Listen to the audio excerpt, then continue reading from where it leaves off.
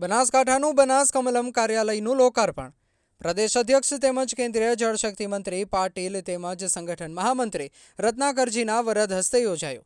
સાબરકાંઠા જિલ્લાના બનાસ કમલમ કાર્યાલયનું લોકાર્પણ કરવામાં આવ્યું।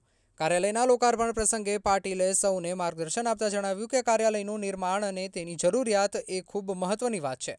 વડાપ્રધાન મોદી અને દેશના ગૃહમંત્રી અમિત શાહ રાષ્ટ્રીય અધ્યક્ષ હતા તે સમયે 700 જિલ્લામાં પક્ષનું કાર્યાલય બને તે માટે પ્રયત્ન શરૂ કર્યા અને તેમાં ગુજરાત કેવી રીતે બાકાત રહી શકે, કારણ કે ગુજરાત તો મોડેલ કહેવાય।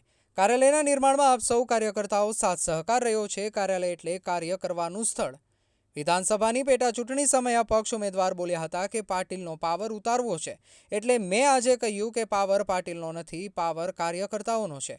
આવનાર દિવસોમાં પાર્ટીને વધુ મજબૂત કરવાની છે। વરસાદી પાણીના સંગ્રહ માટે જનતામાં કેવી રીતે જાગૃતિ વધે અને તેનાથી આપણને શું ફાયદો થશે તે અંગે વિસ્તૃત માહિતી આપી હતી।